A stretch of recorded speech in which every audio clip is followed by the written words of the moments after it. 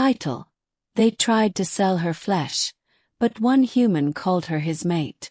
The hot sun of the desert planet Adros beat down on the market square, casting long shadows across the sand-covered stalls.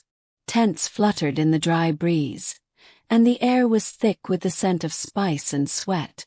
The bustling marketplace was alive with the sounds of bartering, traders shouting, and the occasional hiss of an alien creature. Among the crowd stood a young woman, her pale skin a stark contrast against the sun-scorched earth. She was bound by thick leather straps, her wrists chained together, her head hung low in submission. Her alien features, elongated ears and pale violet eyes, were a reminder of her origins, but there was something more, something the people gathered here could never have anticipated.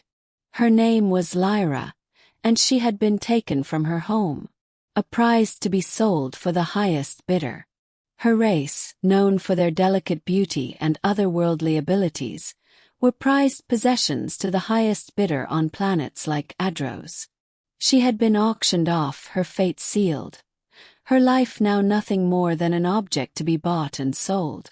The auctioneer, a tall figure with dark reptilian skin, raised his voice above the growing murmur of the crowd. "Step right up, ladies and gentlemen. A rare specimen. A member of the Felis race, worth a fortune in trade and pleasure." His voice was loud and cold like a machine as he waved a hand toward Lyra, displaying her like cattle for auction. She stood motionless, her heart pounding in her chest. She had been through this before, sold, taken, discarded. But something had changed. She had spent years in captivity, her will eroded by those who treated her as nothing more than an object, a possession to be used. But she had not given up hope. Not yet. The crowd shifted, and a human stepped forward, his presence commanding attention. His eyes were sharp, his jaw clenched, and his stance was one of quiet determination. His dark hair was ruffled by the wind, and there was a hardness in his gaze that set him apart from the rest. "I'll take her," the man said, his voice firm and unwavering. The crowd fell silent, eyes darting between the auctioneer and the stranger who dared to speak. The auctioneer, taken aback, looked the man up and down. He was clearly out of place. Humans weren't common on Adros, and certainly not among the wealthy who frequented the market. "You wished to purchase her," the auctioneer sneered. "You have the coin to pay for such a prize." The man's gaze never wavered. "I don't need your coin. I have something far more valuable." A murmur rippled through the crowd as the auctioneer scowled, irritated at the interruption. "And what is that supposed to mean?" The man reached into his pocket and pulled out a small, glowing crystal, a rare artifact from a distant planet. He held it high for all to see, and the light it emitted was enough to silence the market once more. The crystal shimmered with a power that was palpable, something ancient, something that made the air around them crackle with energy. "This," the man said, his eyes locking onto the auctioneer's, "is worth more than any sum of money. I want her." The auctioneer stared at the crystal for a long moment, his reptilian eyes calculating. He clearly knew the worth of such an object.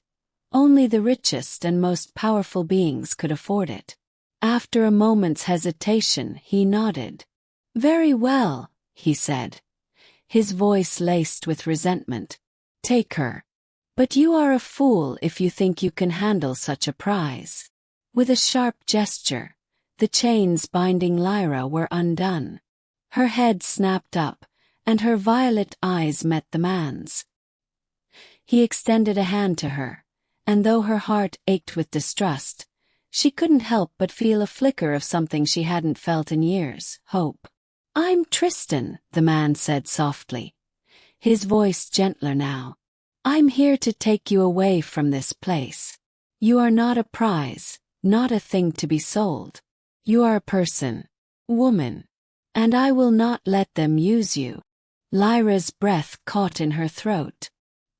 His words were like a balm to her scarred soul, and the warmth in his touch made her heart flutter. It had been so long since anyone had spoken to her with such kindness.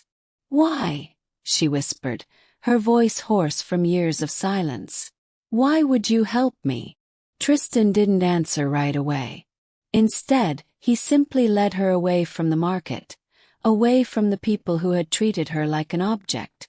As they walked, he spoke softly, telling her that he had seen her at the auction and had known instantly that she was meant for him.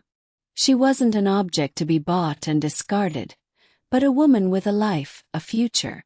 "You're not just a prize," he said as they neared his ship. "You're my mate. I know it may sound strange, but I've felt this connection since I laid eyes on you. We were meant to be together." Lyra stopped in her tracks. She had never been called mate before.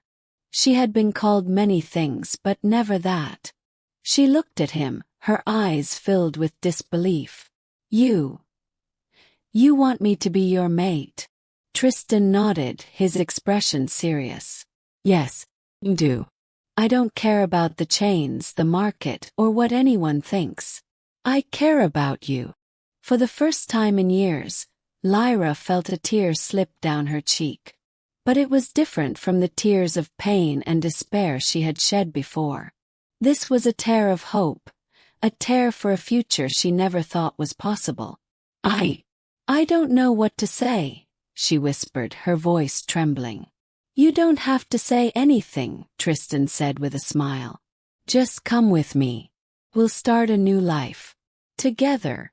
And so, as they stepped aboard his ship, the marketplace of Adros faded into the distance, and a new journey began. One where Lyra was no longer a prize to be bought and sold, but a woman with a future. A woman who had finally found her mate. The stars stretched out before them, a vast and endless expanse, but for the first time in a long time, Lyra felt she could finally breathe. As Tristan's ship soared into the deep expanse of space, Lyra sat beside him, her eyes wide with wonder. The stars outside the viewport sparkled like diamonds, each one a beacon of the freedom she had longed for. Tristan's presence beside her was comforting, a quiet promise of safety and belonging. "Where are we going?" Lyra asked softly, her voice still trembling from the events that had unfolded. "To a new planet," Tristan replied, his voice filled with quiet certainty. "A place where no one will see you as a possession. A place where you'll be free, and you'll never have to worry about being sold again."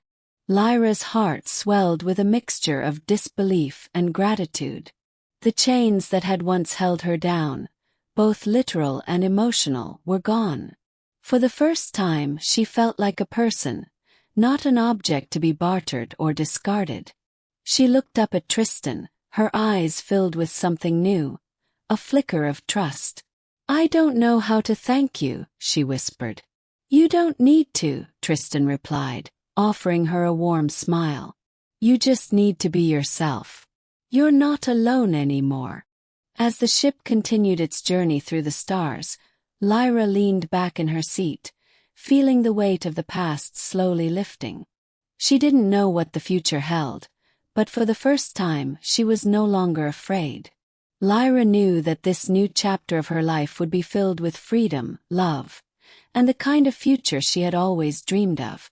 Together they would face whatever lay ahead, and nothing could ever change the bond they had forged.